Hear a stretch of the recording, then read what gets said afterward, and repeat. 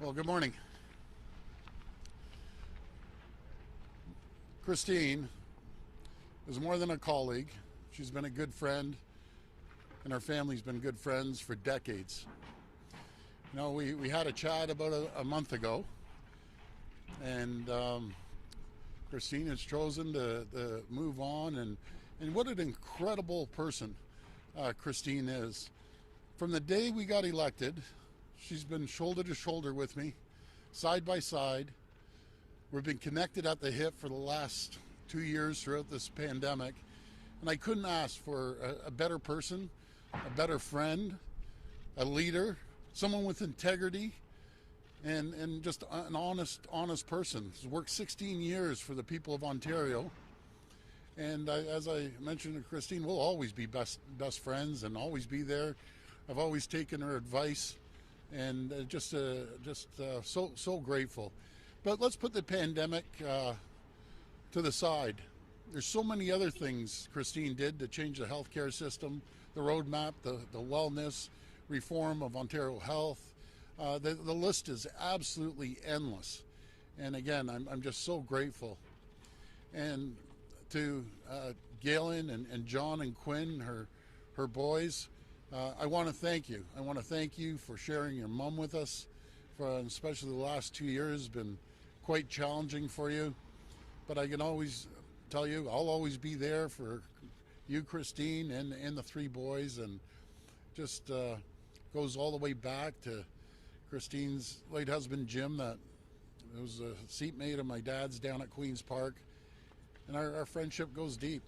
And I'll always be there and ready to pick up the phone and ask for Christine's advice as we continue on. And I'm very grateful that Christine's going to stay on to the election and help us go through this pandemic as we're coming out of it slowly. So, Christine, thank you. I'm sad in one way, but I'm happy for Christine as well. But friendship means more than anything to both of us. So, thank you, Christine, for serving, and thank you. Thank you.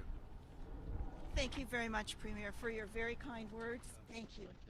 And for also giving me the opportunity to have served the people of Ontario as Minister of Health for these last 4 years. It has truly been an honor and a very great privilege, especially during a pandemic. It has been wonderful working with all of the people I have, and I have a lot of thank yous. Thank you to you, Premier. Thank you also to the people of Newmarket Aurora, the wonderful community that elected me to serve at Queen's Park as a representative. Again, it has been an honor and a privilege, and there is another wonderful candidate, Don Gallagher Murphy, who has been my community office manager for the past 4 years, who is going to serve as your PC candidate in Newmarket Aurora, and I know that she will serve you well, and I stand behind her completely. I also want to thank the people at my community office, my team there. They have done extraordinary work, especially over the past 2 years, since I haven't been able to be there as often as I would have liked. And thank you as well to the amazing team that I work with at Queen's Park, to the wonderful people in the Ministry of Health. They have done extraordinary work, working around the clock for the last 2 years for the people of Ontario. Thank you for your incredible service. Thank you to the wonderful people in our healthcare system who have done their extraordinary work for the past 2 years. And thank you to my team at Queen's Park, the people that I've worked with directly for the past 2 years. I can't name all of you, but you all know who you are. But there is one person that I specifically want to thank, and that's my Chief of Staff, Heather Watt. We've been a team since day one, and I know that I could not have done this work without her. So thank you, Heather, and thank you to the amazing, wonderful team of people that I've worked with. And I really feel that all of the people in healthcare across the province of Ontario, we all have worked as a team for the past 2 years, and every part of the team is important. So thank you to everyone here at Sunnybrook, from hospitals across Ontario, and everyone in our healthcare system.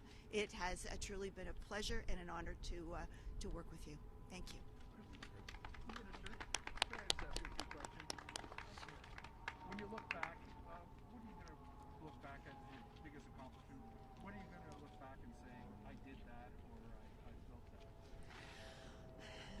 I've been fortunate that despite the pandemic, which was certainly a big job in and of itself, I'm very pleased with the roadmap to wellness, our work together in creating a connected mental health and addiction system. And of course, we're also standing in front of the Hervit Center for brain work. That is incredibly important. Great innovations that are happening here in Ontario, and I'm very pleased that we were able to help with that. I'm also very proud that we were able to create Ontario Health, and the fact that it had been created as one unit by the time the pandemic struck us. Instead of having to deal with 14 different organizations, we had one organization, Ontario Health, that took the helm and was able to roll out the things that we had to deal with right away, the testing, all of the other work that we had to do, case and contact management, and then of course the vaccine rollout. So there are many things that we've all worked on together that I'm very pleased about, and I know that work will continue into the future. You've been in the wheelhouse of the largest ministry and the most traumatic times that history has known in Ontario. What was that like personally to be dealing with COVID and being in the wheelhouse? Well, I would say, like everyone else in healthcare, I can't complain because people were working around the clock shifts, but it's tiring, of course, but you keep going, and there were many ups and downs, as you know, but I'm very pleased that we're in the situation where we are now. Hopefully our case counts will continue to go down, and the people of Ontario will be able to go back to their lives as they were before the pandemic. You're very active. You've always been very active. What's your next step? What are you going to do next? What am I going to do next? Well, yes, I probably will after once the election happens. I will take some time off, but I'm looking at some other possibilities in the private sector. But I also want to continue to do more work helping the people of Ontario in a different way, not in a government way, but serving in a different capacity. What's it like being in politics, being a politician? I know there's ups and downs, but personally, what are you going to remember most about being a politician? What you're not going to, you want to flash away and not remember? I remember very fondly being a politician because I got into politics in the first place because I wanted to make a difference. I saw that there were some gaps in healthcare and social services and working with people with special needs. That's always been a passion for me. That's why I got involved, and being able to try and help make a positive difference has been very, very important to me, and I'm so grateful to the people of first Whitby, Oshawa, and then Newmarket, Aurora, that elected me and gave me that opportunity. What do you have to say to a person that's entering politics or just newly into the political field, or thinks they should get involved in politics?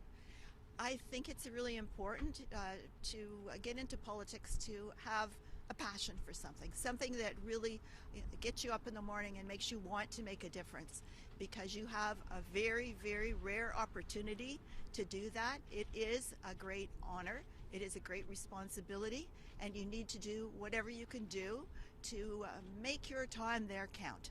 And so get into it, don't stop, follow your passion, and make a difference. Thank you very much. Thank you.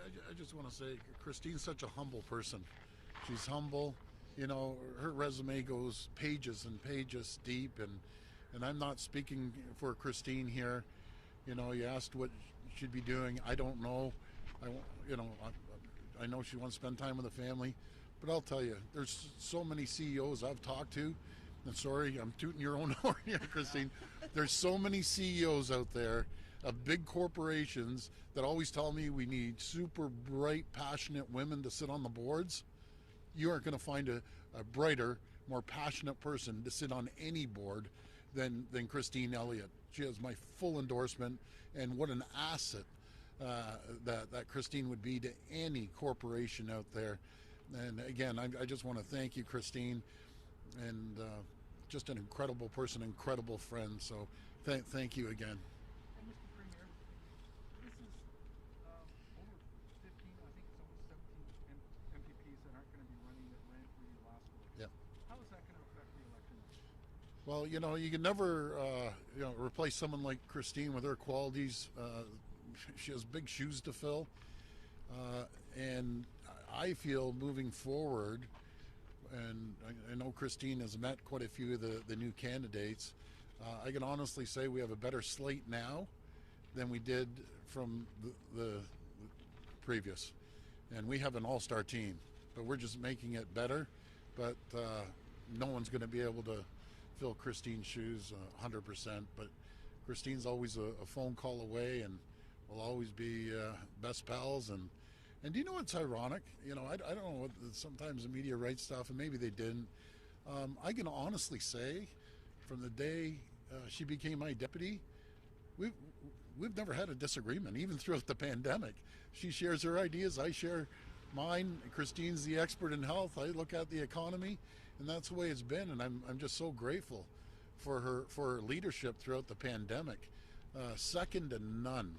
I just think the absolute world of Christine, and I'm glad, I'm proud of Don, and that was a choice that Christine came in, and then we chatted, and who better to represent Christine's riding than someone that she's endorsing, someone that has been in the riding for years, that knows the riding, knows the people, and we just look forward to getting out and door knocking for Don together. So thank you so much.